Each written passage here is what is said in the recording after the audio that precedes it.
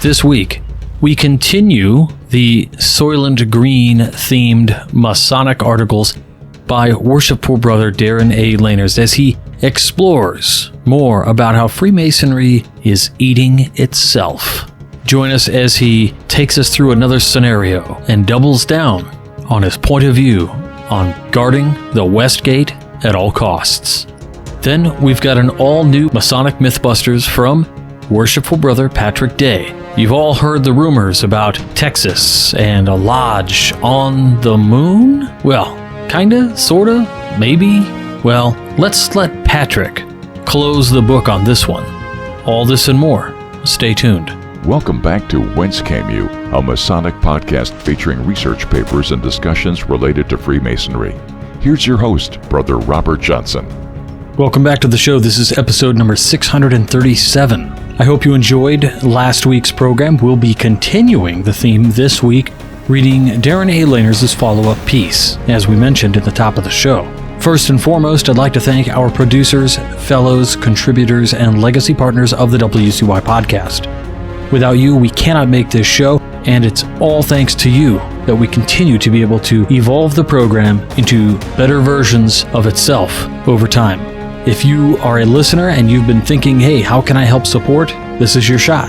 Head on over to WCYpodcast.com, click on support the show, and check out your various options. Admittedly, the easiest is probably Patreon, which we have those tiers available that I mentioned. We also have them on PayPal as well as reoccurring donations. And hey, if you feel like just making a one-time gift, whether it's $1 or $5, head on over there as well. Scroll to the bottom and make a one-time gift. Thanks so much for considering, and on with the show. There's been some wild news going around in the Masonic world. Please check out Chris Hodap's blog to see some of the recent fires that are burning. It's unfortunate, but Masonry will prevail as it always does. Presentations coming up. June 4th, I'll be doing Esoterics 101 at Middleton Ionic up in Middleton, Wisconsin, which is a rescheduled event from the last time, which we got snowed out. And then June 14th and 15th, I'll be at Esotericon in Manassas, Virginia. You gotta go get your tickets, esotericon.net. Very few tickets, as I understand it, are left. And if you want to go in person, those swag bags never disappoint. You know, you're never gonna find a more complex and interesting group of folks to converse with than Esotericon. Check it out. esotericon.net. All right. The piece for this week. We are going to check out part 2 of Darin A. Lahners' multi-part series called Masonic Soylent Green. Now, if you missed last week, well, you'll get a little synopsis in this week's post, as usually happens. But suffice to say, it was a lot about guarding the West Gate and Freemasonry sort of eating itself. So, here we go.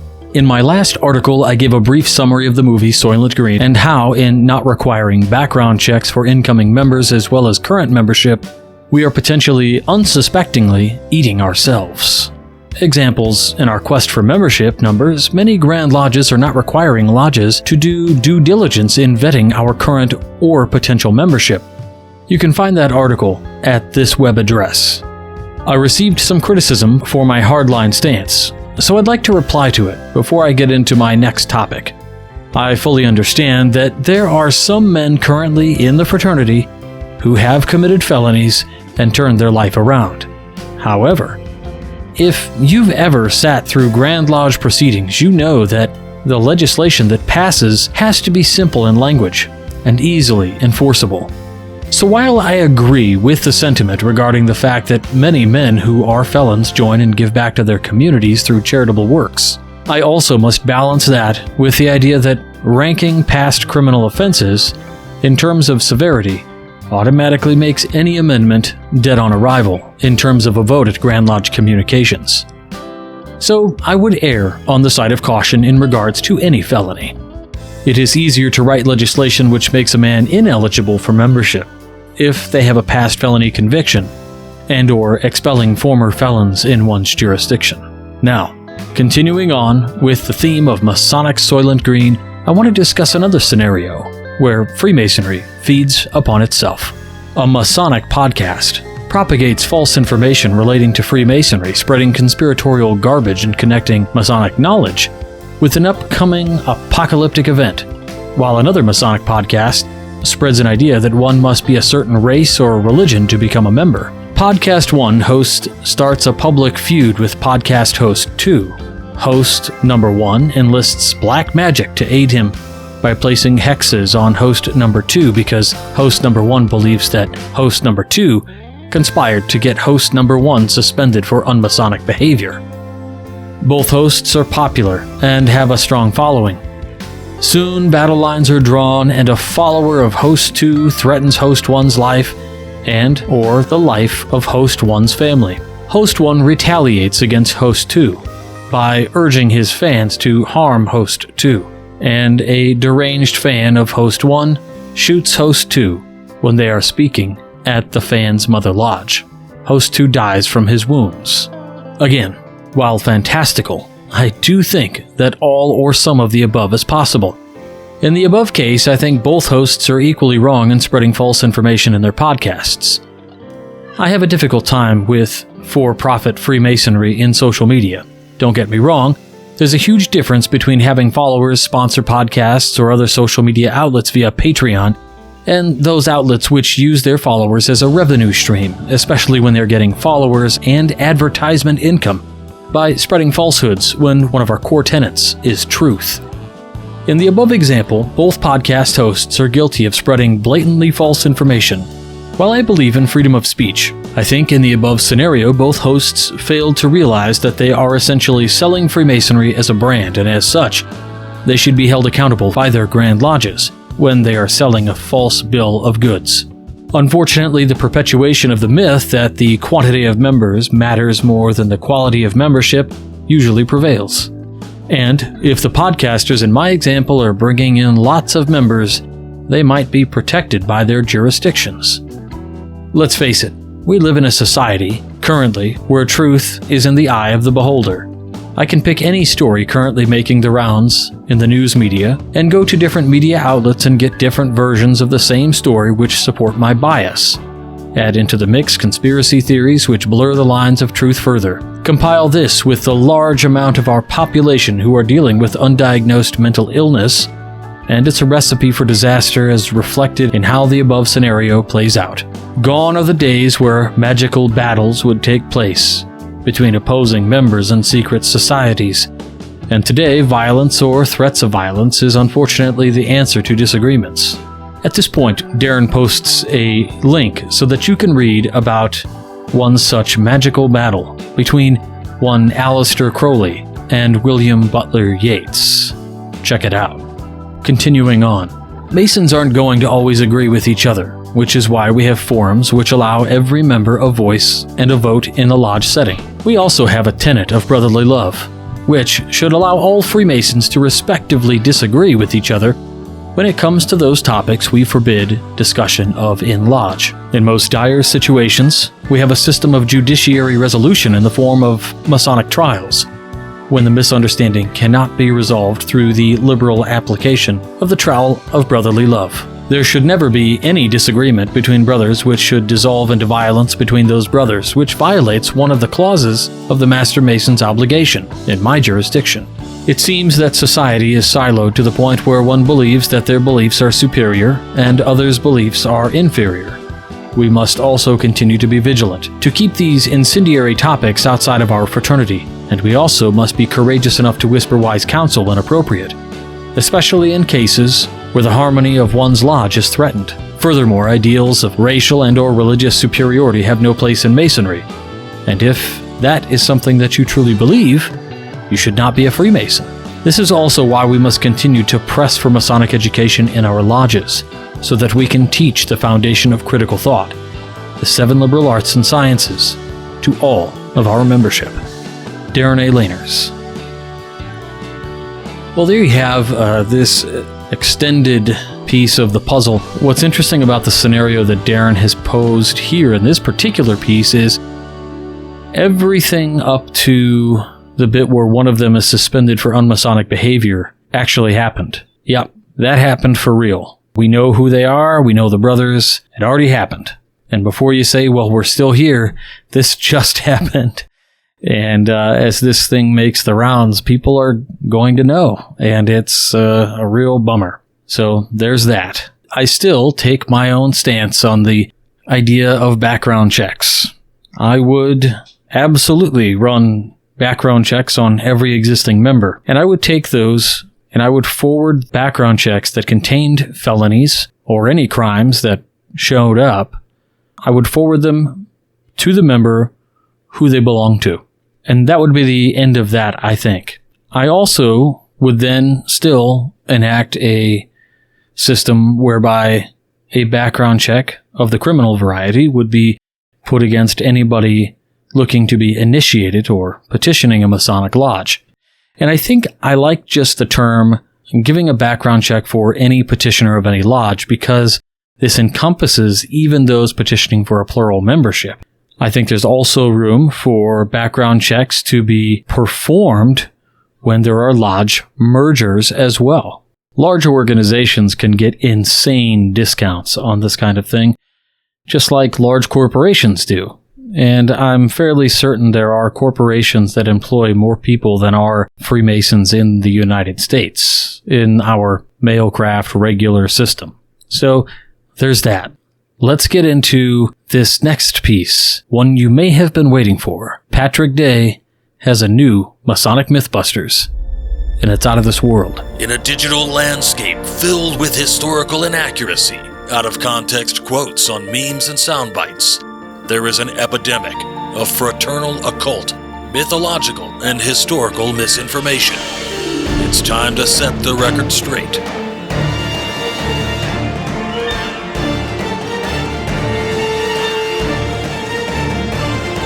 Masonic Mythbusters with Patrick Day. Did the first men on the moon really convene lodge on the lunar surface? This is in the territory of conspiracy theories, but you can find all kinds of websites and YouTube videos and TikTok videos from conspiracy theories alleging that the first astronauts on the moon convened a Masonic lodge there. Details and particulars can vary depending on which conspiracy theorists you are checking out, ranging from the Masons have a lodge on a secret lunar base on the moon, to the Masons own the moon, to astronauts held lodge on the moon, or simply that a minor Masonic consecration ceremony was conducted on the lunar surface. How these people arrive at these conclusions is in part based on facts, some appropriately in context and some out of context. Part is speculation upon both facts and conjectures, and part is just pure fabrication. These things, mixed with factoids passed along over the decades, a great deal of which has been perpetuated and misconstrued by Freemasons themselves. Now, I have no interest in addressing any specific conspiracy theory, i.e. a particular YouTube video or whatever, nor any specific Masonic factoid that represents the first men on the moon and how Masonry was involved. There's just too many variations, all of which appear like a massive game of telephone with Masonic trivia. So we're just going to go over the facts of the Apollo 11 mission and related events, and we will assess some of the misinformation that floats around like the poop floating around in the module of the Apollo 10 mission. Now, the first man to step foot on the moon was Edwin Eugene Aldrin Jr., better known as Buzz Aldrin. He was initiated as a Mason on February 17, 1955, and passed on April 12, 1955 at Oak Park Lodge, number 864 in Montgomery, Alabama. Then he was raised as a Master Mason on February 21st, 1956, in Lawrence and Greenleaf Lodge, number 169 in Denver, Colorado. Yeah, shout out to Colorado. And shout out to Greenleaf. I have no idea why he was in Colorado at the time, but he was, and probably had something to do with the Air Force. During the early phases of the Apollo missions, he would relocate to Texas, where he affiliated with Clear Lake Lodge number 1417 in Seabrook, Texas, which he apparently maintains his Masonic membership there today. The other two astronauts on the Apollo 11 mission, Neil Armstrong and Michael Collins, were they Masons? Nope. Neil Armstrong is frequently said to be a Mason, but he was not.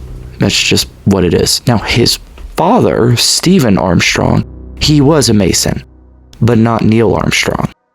I don't think anyone ever tries to say that Michael Collins was a Mason, perhaps because, I don't know, I guess maybe because he actually didn't land on the moon. He stayed in the command module as it orbited the moon.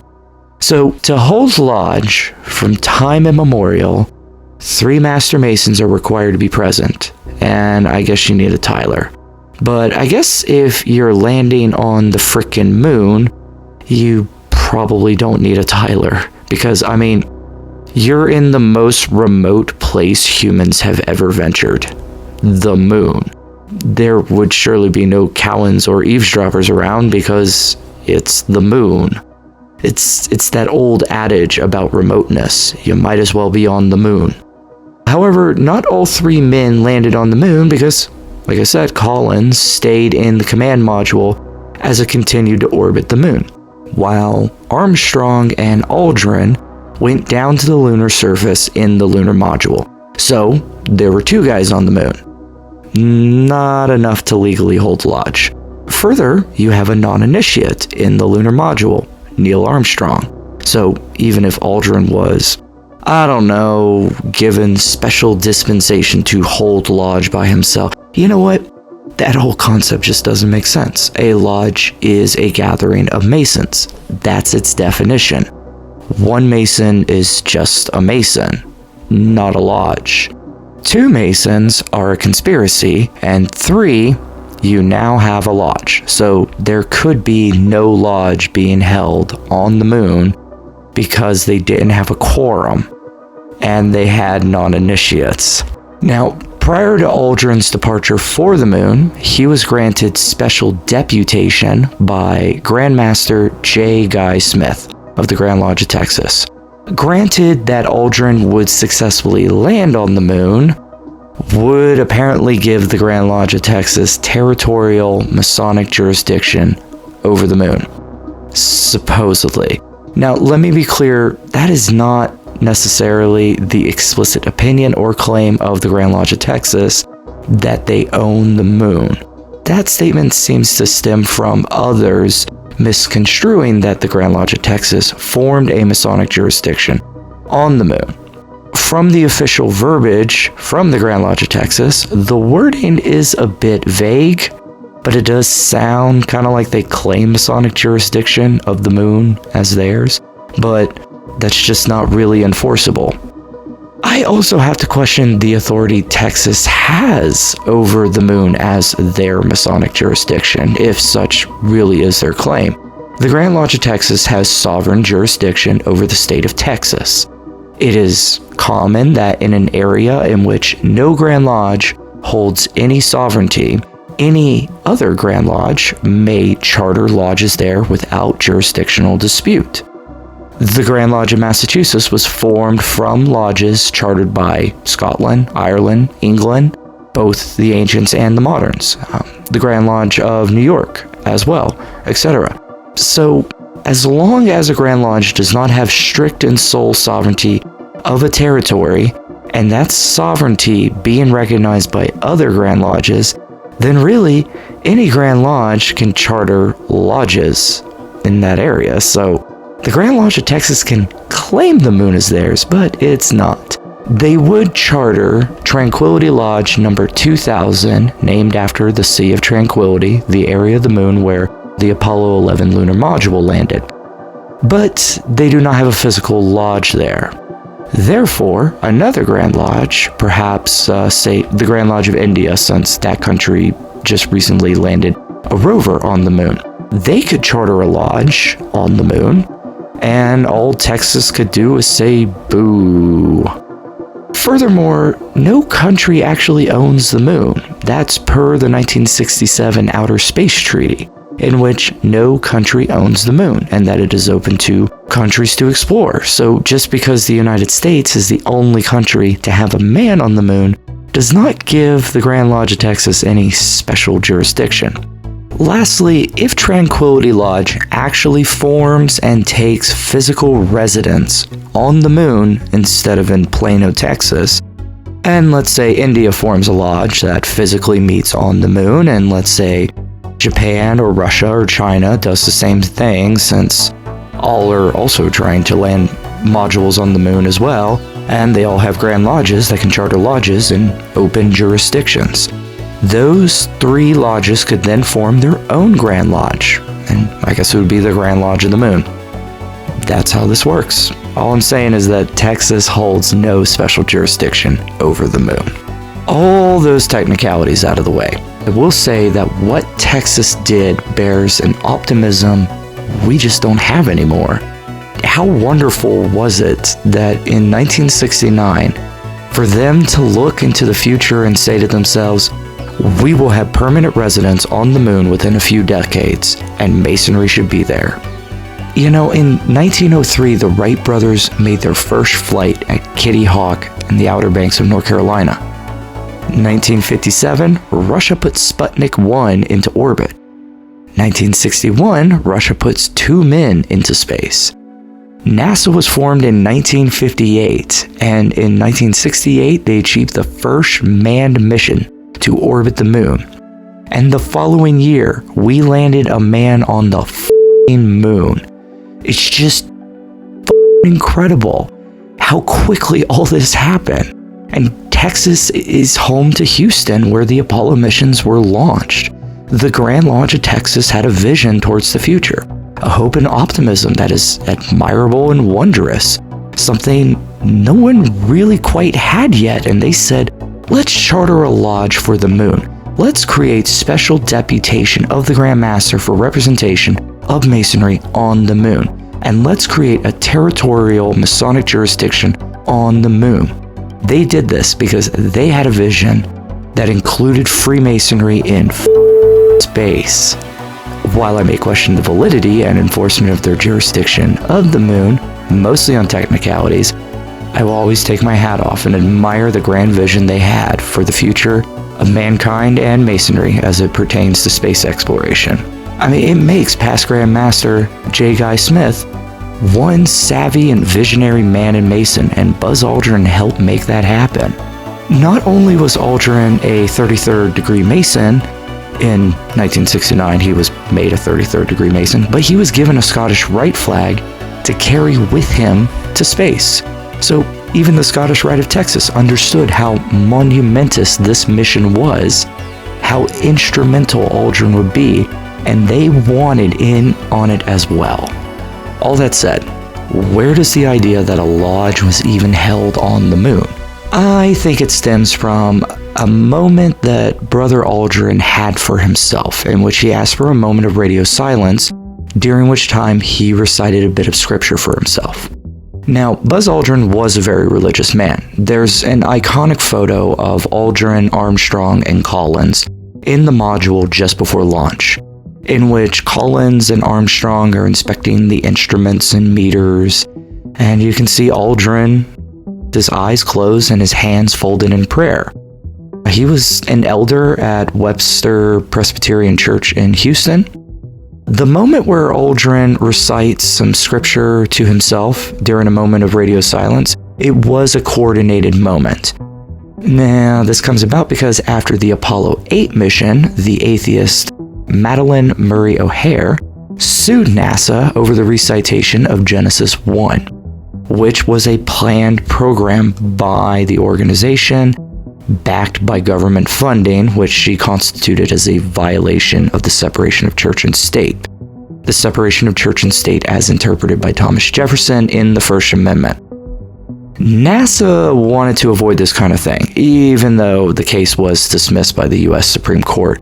Nonetheless, NASA permitted Aldrin to ask for a moment of radio silence, for everyone to reflect upon the monumentousness of the occasion. During that moment of silence, he would recite John 15:5 to himself.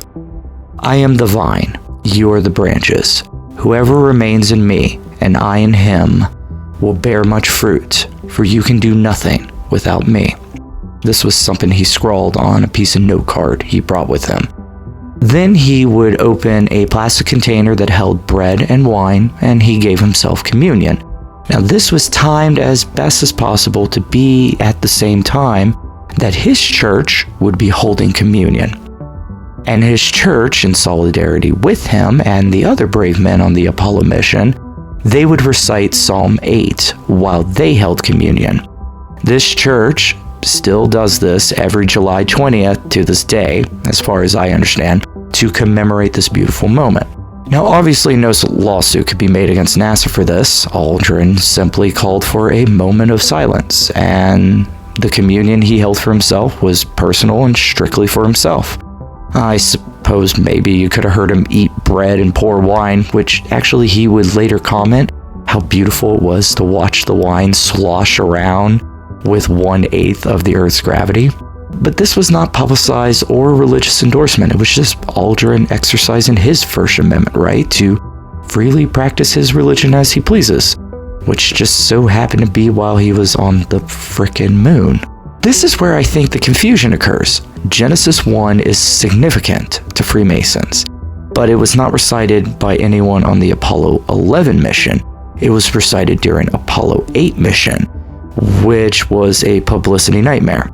Aldrin would quietly to himself recite a passage from the Gospel of John off the airwaves while he took communion at roughly the same time he would have at his church in Houston. Obviously, all this is protected by the First Amendment. Now, somehow, all this seems to have been confused and confabulated into the idea that all the astronauts on the Apollo 11 mission were Masons and that they held lodge on the moon. Now, I've heard this from Masons. Like, Masons have said this to me. It just gets spun around in the Tyler's room. It's like they heard these facts, and then they spun these threads into a confabulation of the idea that Lodge was convened on the moon. The reality is that the Grand Lodge of Texas saw an opportunity, and they had a vision of the future of Masonry, and they took hold of the reins. One man was a Mason who stepped foot on the moon, and he had a religious rite for himself in solidarity with his church. Two other Masons would step foot on the lunar surface. That would be Edgar Mitchell of the Apollo 14 and James Irwin of the Apollo 15 mission. No one else. There were other astronauts who were Masons, but only 3 stepped on the moon, and all 3 were on different missions. Therefore, no lodge could be legally held on the moon in any of the Apollo missions. What I ultimately want to illustrate is that Masons do not own the moon, nor was lodge convened on the moon, or anything beyond one man's religious observations while on the lunar surface in conjunction with his Masonic affiliation and a special deputation by a Grand Master. Really what we should be celebrating is a monumental achievement for human capabilities and scientific accomplishments, and consequently, one Grand Lodge's vision for the future of Masonry in space. We need to stop confabulating something more romantic than is factual, because the facts are still pretty amazing, and we need to start re-envisioning what the Grand Lodge of Texas envisioned in 1969, a grand hope and optimism for the future of the Masonic fraternity, in conjunction with the grand future of the human race in the stars. Well, there you have the facts. I'll tell you, I was laughing a few times, and you can guess when, while putting together this audio for Worshipper Brother Day. What an incredible job he did here. And I have to completely agree on the idea of acknowledging the wonder that wasn't lost, that feels lost sometimes today, about the future and what can be accomplished. The vision that seems so far from reality, but it didn't seem that far to them. Just incredible. Now, one thing I do have to break this news to Patrick and everybody else, of course, there was a lodge held on the moon. And here's how it was done. You see, 3 different astronauts in 3 different missions went to the moon. And we all know that a Master Mason's Lodge can be opened with 3. We don't need a tiler because, well, it's the moon. But there is a time portal that exists, which you have to time going through the Van Allen belt just right. And if you do that, then you can coordinate. And all 3 Masons actually did open lodge, traveling through the Van Allen belt portal in time to meet on the moon at the same time. Now, the window was small. It was a 33-minute meeting. All right. Well, anyway, I hope I had you going for a moment. Thanks to Worshipful Brother Dave for his wonderful work here and for all he does in Masonry. That's it for this week. I want to thank all of those joining us on this edifying journey as we learn more about Masonry ourselves. I want to thank all of those out there who are producers, fellows, legacy partners, and contributors to the WCY podcast. If you're out there thinking today, hey, how can I help? Well, how you can help is just head on over to the website, click on support the show, and check out all the options. You can check out any number of things on the website, anything that's sold on the website or links to anything. All of that assists in the production of this show. So I thank you in advance. And that's it. So thanks everyone for listening. We'll talk to you all next week. And until then, stay on the level. For Whence Came You, I'm Robert Johnson. Take care. You've been listening to Whence Came You, a Masonic podcast featuring research papers and discussions related to Freemasonry with your host, Brother Robert Johnson. Be sure to join us for our next edition.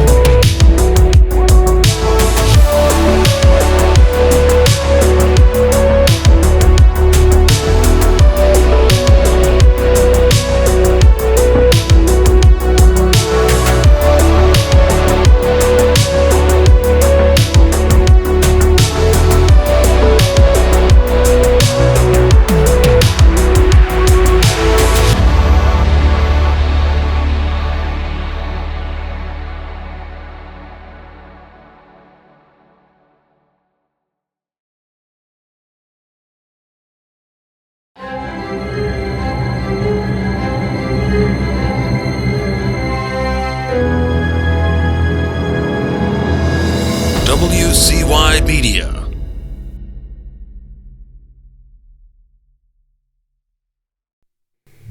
This is